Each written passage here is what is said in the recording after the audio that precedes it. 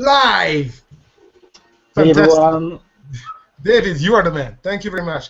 Yeah, Right. sorry, it took some time. We had some issues with the Hangouts. But so we are here for the SDK Roadmap session. Yeah. I take the stage now. Yeah. So welcome everybody, and thank you very much for joining. Sorry for the 16, soon 17 minutes late. I told the guys before that think about Madonna could get away with like 1.5 hours late starting a show. So I think 60 minutes is not that bad. But anyway, so Tim is going to be nice and handle the slide decks. We have like 6 or 7 pages, not that heavy. But let's first like introduce ourselves. I'm starting from the right or left, depends right to who. So Andrea, who is officially working for the design team, and he was giving the best ever presentation about the convergence application and in general application development just 3 hours ago. So if you watch it on YouTube or later you will have time, really look up that presentation because that's awesome. And Tim, member of the SDK team. Yeah, you can't see me, but I'll show you the slides. Yeah. He's a very keep it like that. The slide guy. Yeah, he's the pretty guy in the team, so we don't put him on a YouTube. He's the macho. Yeah, and Jean-Bor, the tech lead of the SDK. Hello. And myself, I'm Zoltan, and I'm the engineering manager of the SDK team. So let's start with the roadmap going through. So if you would just switch on the next page on just a quick things that what I'm going to talk about is yeah, that one. So talking about quickly the status, I mean, where we are, what do we have, talk about the priorities, like really what are the driving forces for SDK development, and the biggest topic is the real roadmap. So the status of what we have, like the 2 big domains, UI toolkit and the tools. Just the highlights. I mean, we had, I don't know how many releases, like lots of releases.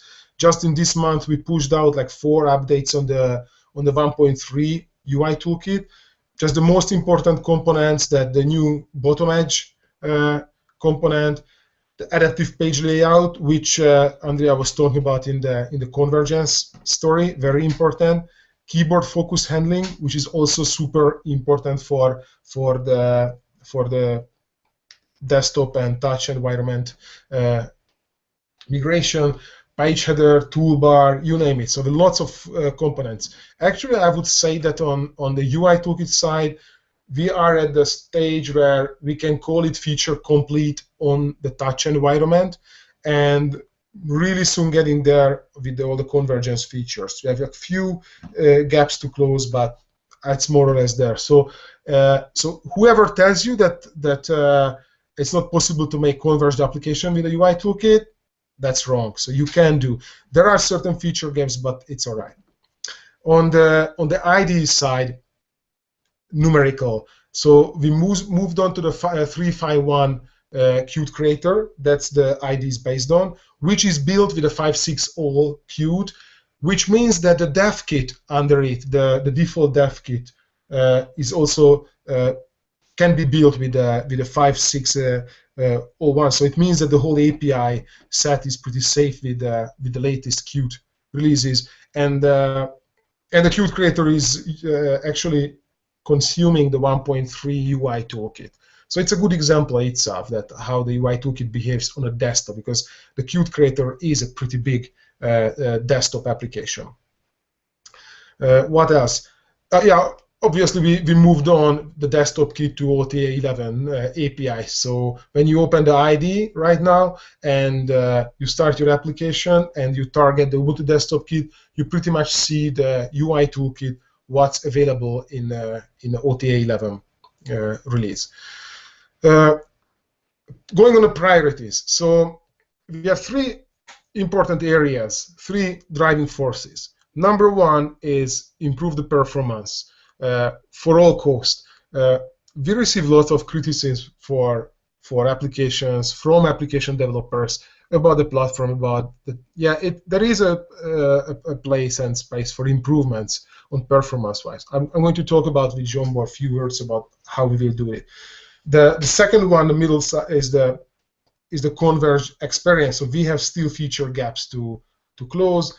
We are going to work it out. And the third one is that on the application development and with the IDE, we are migrating from the click packaging format to the snap packaging format in all fields. So we'll do support creating snap packages, and we will put both the UI toolkit in snap package and support applications packaging the UI toolkit in a snap package, and distribute an ID, an SDK, full-blown SDK in a snap package. So Snappy is coming, and we are going to the same direction. So we meet in the middle.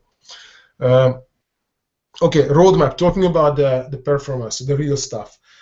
Number one, I think that was one thing what Alejandro was talking about in an earlier session, that the UI toolkit on API level stays on QML. So the application developers are offered a QML API set, but the components behind and the logic, the business logic behind the components are migrated slowly from QML to C++, just to improve the performance.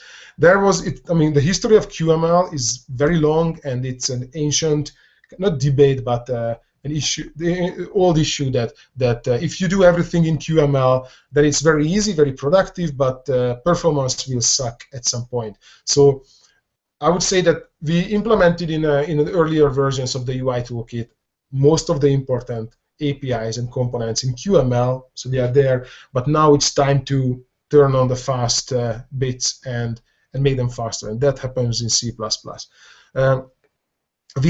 Zsombor wrote actually a very big blog post about the UI toolkit 2.0 version, and that's on the developer Ubuntu.com blog post. There is nothing sillier than advertising a URL in a video. I know, because you cannot really click there, but go for the developer Ubuntu.com and find Zsombor's article about it. It covers everything.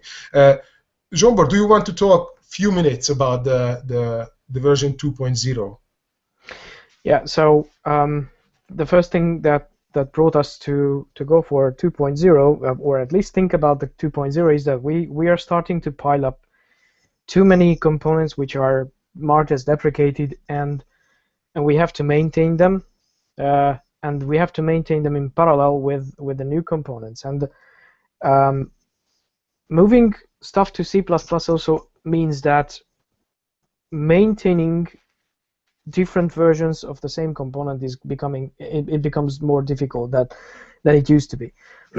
It is really, and in some cases we already saw that we broke a couple of we introduced some regressions because we have changed something which is supposed to be changed in 1.3, but actually that changed also behavior in 1.2. So one thing is that we decided to, well, we were thinking like more than a year ago to go for 2.0. Now, the DPR support, which is required to be supported on Windows side, or per window for different windows, they should have different DPR supported, because they can be in a separate display from the same application. Actually, forces us to do a big break, big API break for the grid units, and that can be done only if we do move to UI Toolkit 2.0. So we will have some workaround for 1.3, but that's not going to be working properly, in a sense that you would need to have something. You would need to import the UI Toolkit specific window in order to be able to have different DPR for that particular window when you grab it into a different display. However, the context property that we have right now for the unit is not going to work. It is going to collide with the rest of the context properties. And I mean, so we have the unit's main context property, and we are planning to introduce a single property per window, which will do the same thing, but that is going to be colliding with the main context property, and it may cause some trouble depending on how you move the components, or may cause different layouting depending on when the component that is placed into the window is represented to the window. So these things brought us to go for UI Toolkit, and the first thought would be that we just take the UI Toolkit, what we have now, and with a minimal API break, of course, not talking about the DPR itself, but with a minimal API break, we go and move that to the UI Toolkit to the 0. However, there was a Qt Quick Controls to the 0 work, or there is a Qt Quick Controls to the 0 work, which has the tech preview in 5.6, and they are planning to release it in 5.7, which is more performant. It provides some features which we have it on our roadmap, but really on the bottom of the buckle. And we thought that what if we finally go and get these two words together? We would get some, beside feature benefits, we would get some portability benefits. So if someone is making a UI Qt Quick Controls application in some other platform, they can just take it to UI to Ubuntu, and that's gonna be just working. Of course, we would need some Ubuntu specific components, which would be in a different module or submodule. However, we would get the majority of the components from Qt Quick Controls. We have not decided this yet. However, at some point when we will have some more time, we can just go and get with the Qt Quick guys, and let's see what is the feature parity with the Qt Quick Controls. And well, most likely this is going to be delivered after 16.10, maybe even longer. This is going to be a longer period. The blog talks about like how we were planning to do this, and we will have more updates once we will have something to update. Excellent. Thank you very much, John Bor. Or I don't know if your line is broken. Yeah. No, that's fine. Yeah, thank you very much. Yeah, so I mean, go and read the blog post, and you will understand more. So yeah, actually, so thinking about Qt Quick Controls. We had a video cast in December, so it's a kind of old idea, fairly old idea. So it shouldn't be a surprise for anybody, but it's going to be cool. Also, on the performance-wise, one thing that we already started to do some key performance indicator measuring tools like application startup tools, and Loic is doing even more. Welcome back, Tim. Loic is doing even more tools for that, so you can expect much more to come. And okay, on the I think we are, yeah. So convergence on the roadmap. Just let's quickly go through the components that we listed there. That what are the things that will get some support. Radio button, or wasn't radio button actually, John Bor, kind of like deprioritized?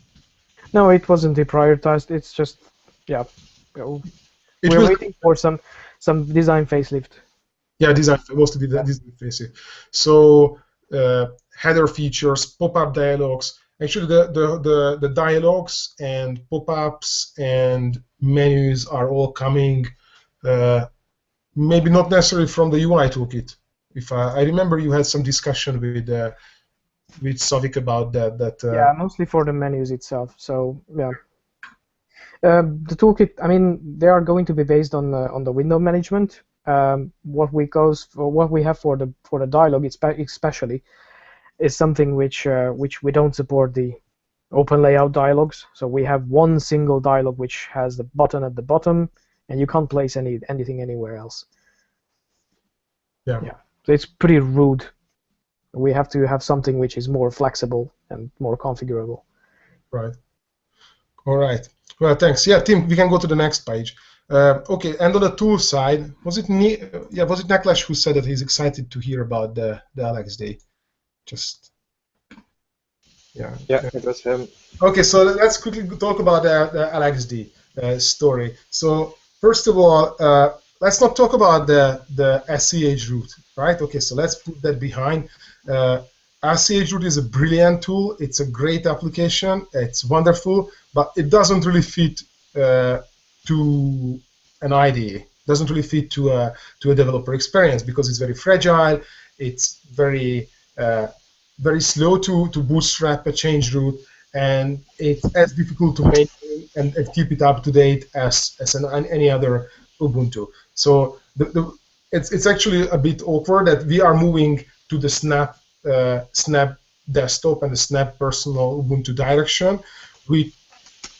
One big reason is for that system administration and system upgrades are difficult for entry-level OS consumers. But at the same time, we are putting a bootstrapped Ubuntu change root as a builder for developers, which is even more difficult to keep alive. So the SCH roots are going to go away. LXD is the newcomer. So what LXD brings?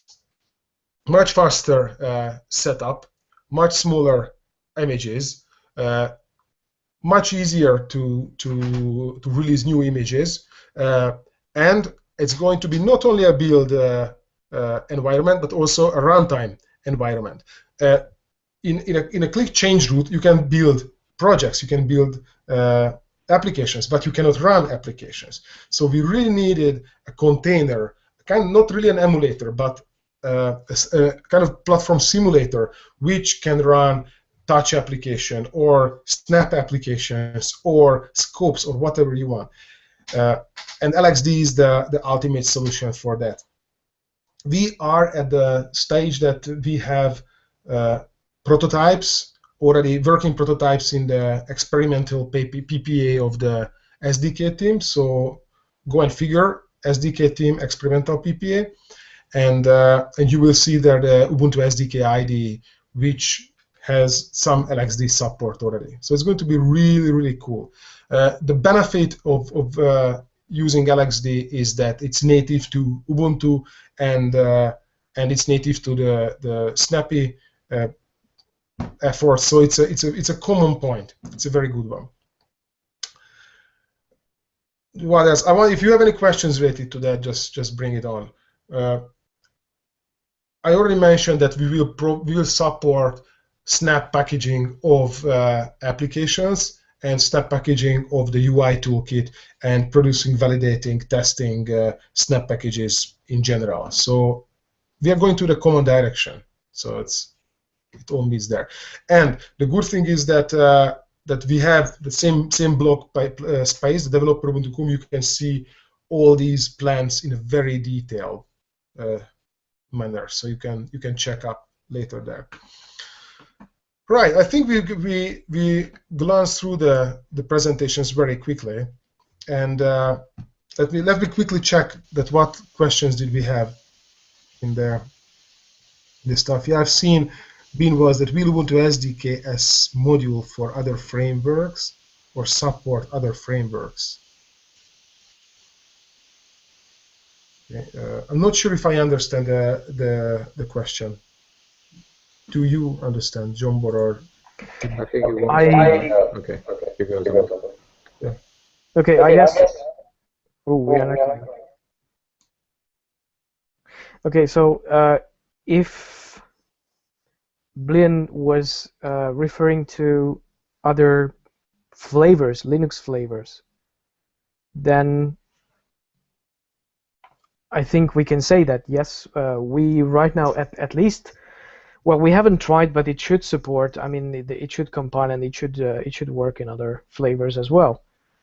I think if that was the question. I think what he meant is he wants the same Ubuntu plugin that we have running on Qt Creator to run on other IDEs. As he's saying, for example, he'd rather use Sea Lion instead of Qt Creator, so he'd like to have Ubuntu plugins for that for other IDEs. Well, right. I think that the plugin right now what we have, it is really specific to Qt Creator, so it is. We have lots of features and lots of plugins under the Qt Creator plugin, namely bunch of scripts and tools that are portable. But I would not even give it a try, to be honest. I mean, just really, I wouldn't even give it a try. So I think if you want to develop for Ubuntu, especially touch, phone, tablet, and the desktop, the best supported and the best tool is the Ubuntu SDK IDE, which is based on Qt Creator. I do understand that IDE and development tools are really subject of really personal preference. I do understand. I used Emacs, Xemacs a lot, and VI, and I do love these tools, and I do understand that it's not easy to change. But for Qt and QML development, Qt Creator is the way to go. There is nothing beats it. I mean, if you are very, very skilled with another IDE, you might be fast to develop applications for Ubuntu with your favorite IDE, but you won't get close to the productivity of Qt Creator once you get used to it. Never. So it's physically impossible. The Qt Creator plugin itself is absolutely not portable to any other IDE. As Zsombor said, the Qt Creator plugin is very Qt Creator specific. So it's simple, not something what you plug out and plug into another IDE. So that's not very likely. But once we are talking about portability, right now the whole Qt Creator and the IDE, the plugin, the tools under it, they all are portable. So technically, it is possible. So if anybody out there, anybody in the community is interested, I know it's almost monkey work to port the IDE package to OS X or even to Windows or any other. I mean, to Debian or Fedora or SUSE, I think it's really peanuts. But I think either to OS X and Windows, it's pretty doable and usable. I mean, Qt Creator and Qt in general is very portable. So the portability is going to be cool. I'm not sure how actually one application is expected to work on OS X if it's built with a UI toolkit. That's something I know there were some attempts some time ago, but I don't know where is it now, or is it possible or not. I tried to compile the whole toolkit, but it's not compilable. So we would need to work on it, and we would need to work more to get to Windows, for instance. Yeah, I remember that I've seen successful OS X build of the UI toolkit, but it wasn't yesterday. No. But on Windows, it might have gotten a bit easier now with Ubuntu on, or at least Bash on Windows. Yeah. Yeah. Okay, so Necklace has questions with LXD. Do you provide a Unity 8 environment within? There is more. There is more. You skipped a question. Well, is Ubuntu Components 1.3 stable? In other words, can we expect API changes? Do you recommend app devs to use 1.3 or 1.2?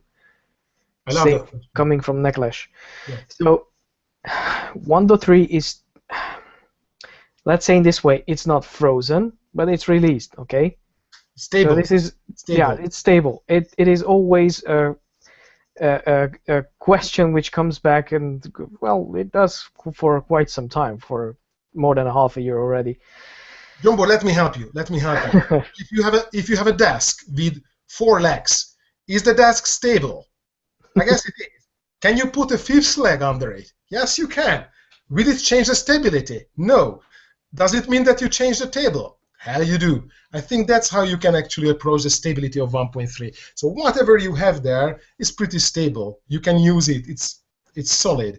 We won't just change the APIs and draw properties and do stuff without telling you how the proper way. But we keep extending the 1.3 as long the convergence feature or epic is not done. Once the convergence epic is done, then we can move on to 1.4 or actually 2.0. Yep. So that was it. So I think that's the. I mean, we receive this question many times, but the problem is terminology. Different people call stable or frozen or release in different thing. It's all terminology. So let's put it like very straight. 1.3 is released. It is stable if you mean API stability. So we don't change APIs, but we keep extending it, and Yes. it will be We frozen. We don't change, we don't remove Yeah, API. yeah. We don't change, we don't remove.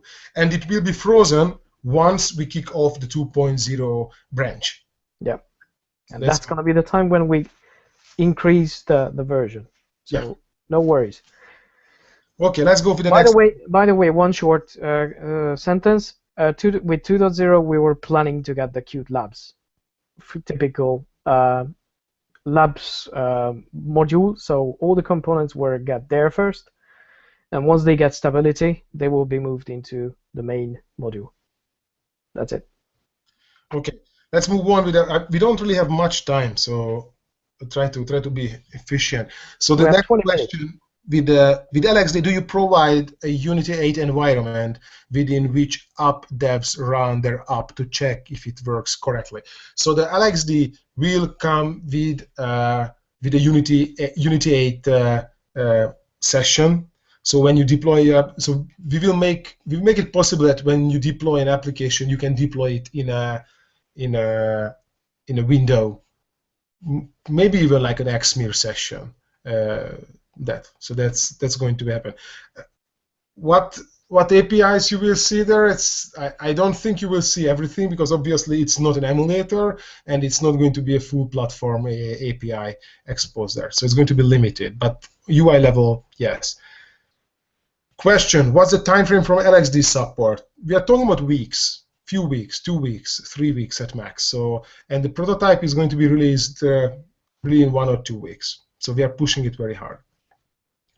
Next question. So when I update, you can try the prototype, right, with the experimental PPA. If they really wanna play with it and wanna give feedback or report bugs, whatever, you can start playing with it. Yeah, it works actually. So right now we are tackling with making it comfortable and easy to set up and make the network bridge reliable and easy to configure, and so details. But actually it does work and it does the job. So when I update the LXD container, would I continuously get the latest API updates regardless of which host version I'm using? Oh yeah, so just to make sure, with the present latest release of the IDE, you don't need to bother about the host. So regardless if you are on Trusty 1404 or you are a 1604 Xenial LTS, the dev kit is the same. It's not any different. So don't bother about that at all. So it's absolutely already release agnostic, and with LXD it's going to be even more. And okay, so will you continuously get the latest API updates as continuously as we release the OTA updates? So whenever you receive an OTA 11, 12, OTA 15, you will receive a new image which you can set up and use. I think that's going to be fine. Next question. I updated my computer to 1604. Awesome. And I don't have the Ubuntu SDK desktop kit any longer, just desktop.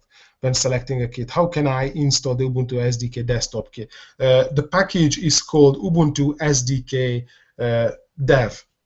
That's the package you need to install. I think it might not be like pulled by the IDE for some reason. There might be a good reason for it, might be a bad reason for it. Don't smile, Andrea. There is a reason for not pulling it, because actually it's not really a mandatory part of the IDE. No, it's just my girlfriend just walked in. I was smiling at that's different. I saw that you. I remember we were talking about the desktop kit, like completeness or features about that. But it's much better that you smile to your girlfriend. My wife doesn't dare to step in. So yeah, that's So yeah, you are missing a package. ping me offline on a free node, and I will guide you to help it.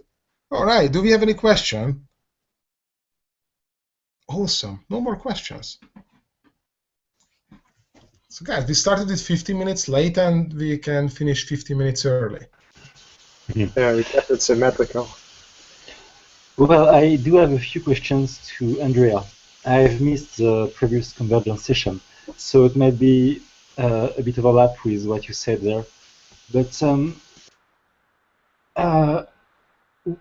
can we expect a lot of visual changes in the next evolution of the SDK? What can we expect in this regard? So there are visual changes coming, and some of them have come already and have been released. I'm not sure the button changes have not been released yet, so those are in the pipeline and coming pretty soon. And yeah, I think all the components have been updated, have undergone a visual refresh, but it's just yeah, it's still a work in progress. So I guess the goal of this visual refresh is to have well, a refresh and something that would work for both touch and pointer, right? Yeah, I mean we can both talk about the visual refresh, because that's what we've done as well, and UX refresh to make all the convergent all the components convergent, so make it easy for people to build convergent apps, and make the API provide an API that makes it possible to build convergent apps. So it's both visual and UX, but the changes are still coming. Cool. Even because the visual style changed, so yeah, many things changed in the last few months. So all the components are being updated one by one. Yeah. I've seen a change in text fields. They are now flat. Is that intentional? Is this the new direction? So I have not seen that. I know that it's intentional, but I have not seen the mockup. Okay. I mean, that's the idea. So I'm just missing the screenshot, but I guess what you've seen, yeah, is what will come. I guess that's something I can say. And so, question to all of you: what is the change, visual or tooling or whatever, for this cycle you are looking forward the most? Asking us? Yeah. I don't look for any visual change. I don't look for any visual change. If visual change is coming from design, No. we're going to implement it in a very humble and very honest way. But if you ask me, I don't think that it's visual change is what we need right now. What we need is performance boosting and complete feature completeness. Yeah, and I think I was asking what you were looking forward to this cycle. Sorry. Yeah, I think actually for using the apps and stuff on the phone, I think the performance boost that Zoltan mentioned, that's going to be the thing I look forward to. So to make everything fast and snappy. Yeah, snappy. That's right. I meant snappy as the actual meaning of the word, but the other snappy is also good. I understand. So yeah, right. We have two questions on the on that one. One from Necklash. What channel I am? Updev, yeah. So the question is, can I install additional packages required by an app within LXD images? The Ubuntu Desktop Kit is very limited since it does not have dependencies that you need. Yes, it doesn't have, because it's called Desktop Kit. So actually the Desktop Kit is still running on your desktop, and on a desktop which doesn't have the services necessary for example, Unity 8. So you don't really have all the APIs available there. That's the shortcoming of the Ubuntu Desktop Kit. On an LXD container, it's complete. On an LXD container, you will have exactly the same APIs for build time available as on a device. totally API parity. So there is going to be no difference by any means. So yes, I don't think that you would need to install anything in the LXD. If you want, you can. It's a container, so you can log in and you can hack it. But I wouldn't recommend to do that.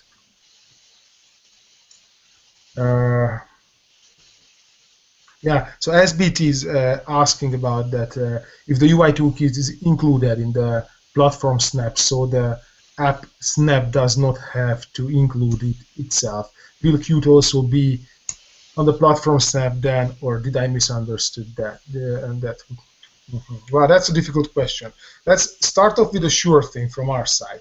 You can pack the UI toolkit and the whole Qt together with your application in a snap. So if you want to be on a total safe land, then you can pack up everything. The benefit of it is that your snap is going to be just fully independent from anything. It will have all the APIs, all the libraries, everything what your application needs.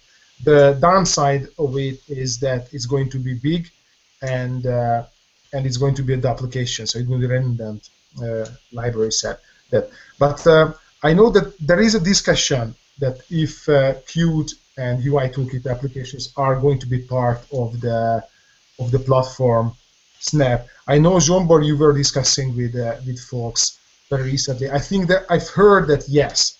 I've heard that yes, it's going to be part. So the Qt stack and the UI toolkit and the Mir are going to be going to form one framework. Yeah. So yeah, there were discussions where what would happen if you would have multiple builds of the same one, of the Qt, and the idea is that at least the one that comes with the system should be in the same snap as Mir and as toolkit. So then the application doesn't really need to pack it unless they want to have a custom Qt. Yeah. So that's my latest understanding too. But keep in mind that that domain of the Snappy project is still forming, and there are lots of improvements, lots of changes there. So I wouldn't be surprised if things would change there. But if they change, then we deal with it. So right. I think we're good, right? Or do we have any more questions? We are done with questions, and we are in the last minute of the session. So awesome. Thanks, everyone. It was very informative, and I look forward to more blog posts because I've been really enjoying them. So keep up the good work. Yeah, I think that's the most important. That okay, this is a cool video. I really love to talk to you, Nekles, and all the folks, and it's great. But follow the blog posts and keep us pinging and pushing and mailing. So mailing list, blog post, just bring it on. Talk to us and do it together anyway. And we'll talk to you. And if you didn't see the Convergent Apps session with Andrea, watch it back. It's really good. Yes. I mean, this session. Stop advertising it. This session was a cheap copy of that. I mean, the best session of this online summit was by Andrea. So it was really cool, and keep going. Too kind. No, it was good. You were worried in the beginning. Oh, is it good or not? You were kind of like I was already worried that are you confident for that? But then you were pulling off really an excellent show. It's really good and very, very technical. I love to see code. Code is relaxing my eyes. Yeah. All right, guys. Thank you. Okay, thank you, guys. Take care. Guys. Bye. Turn it off. Offline.